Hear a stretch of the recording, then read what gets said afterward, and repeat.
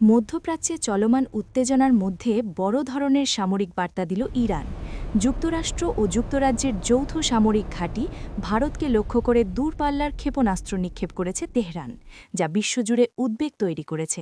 ভারত মহাসাগরের কৌশলগত দ্বীপ দিয়েগো গার্সিয়ায় অবস্থিত এই ঘাঁটি দীর্ঘদিন ধরে পশ্চিমা সামরিক অভিযানের গুরুত্বপূর্ণ কেন্দ্র হিসেবে পরিচিত। আন্তর্জাতিক সংবাদমাধ্যমের তথ্য অনুযায়ী ইরান অন্তত ২টি ব্যালিস্টিক ক্ষেপণাস্ত্র ছোড়ে, তবে সৌভাগ্যবশত কোনো ক্ষেপণাস্ত্র লক্ষ্যবস্তুতে আঘাত করতে পারেনি। একটি মাঝপথে বিকল হয়ে পড়ে এবং অন্যটি মার্কিন যুদ্ধজাহাজ দ্বারা আকাশেই ধ্বংস করা হয়। এই হামলাকে পশ্চিমা বিশ্ব বড় ধরনের উস্কানি হিসেবে দেখছে। যুক্তরাজ্য ইতোমধ্যে এটিকে রেকলেস অ্যাটাক বা বেপরোয়া হামলা বলে নিন্দা জানিয়েছে। অন্যদিকে ইরান বলছে এটি তাদের প্রতিশোধমূলক পদক্ষেপ, কারণ সম্প্রতি যুক্তরাষ্ট্র ও মিত্ররা ইরানের সামরিক স্থাপনায় হামলা চালিয়েছে। বিশেষজ্ঞদের মতে এই হামলার সবচেয়ে গুরুত্বপূর্ণ দিক হল ইরানের দীর্ঘপাল্লার ক্ষেপণাস্ত্র সক্ষমতা প্রদর্শন।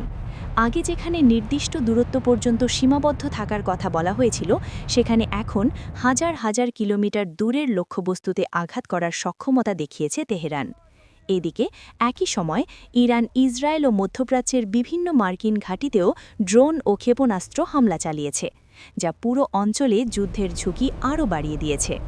বিশ্লেষকরা বলছেন এই সংঘাত যদি আরও বিস্তৃত হয় তবে তা শুধু মধ্যপ্রাচ্যেই সীমাবদ্ধ থাকবে না, বিশ্ব অর্থনীতি বিশেষ করে জ্বালানি বাজারেও বড় ধাক্কা আসতে পারে।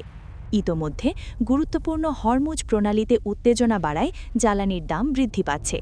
সব মিলিয়ে ইরানের এই ক্ষেপণাস্ত্র হামলা শুধু একটি সামরিক পদক্ষেপ নয়, এটি একটি শক্তিশালী রাজনৈতিক বার্তা যা বিশ্ব রাজনীতিকে নতুন এক অস্থিরতার দিকে ঠেলে দিতে পারে।